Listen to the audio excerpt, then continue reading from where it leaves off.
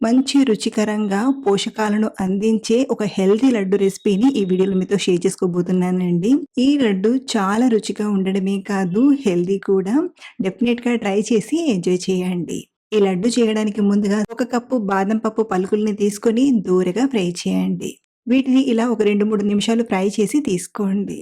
అలాగే ఒక కప్పు నువ్వులను కూడా తీసుకొని వీటిని కూడా కొంచెం చిటపటమనేంత వరకు ఫ్రై చేసి పక్కకు తీసుకోండి.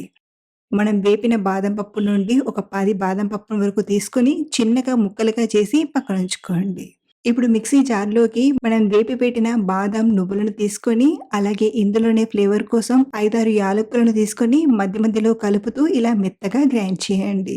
ఇప్పుడు ఇందులోకి టేస్ట్ కోసం 1:30 కప్పు బెల్లం తీసుకొని మధ్య మధ్యలో కలుపుతూ బెల్లం నలిగేటంత వరకు గ్రైండ్ చేసి ప్లేట్‌లోకి తీసుకోండి.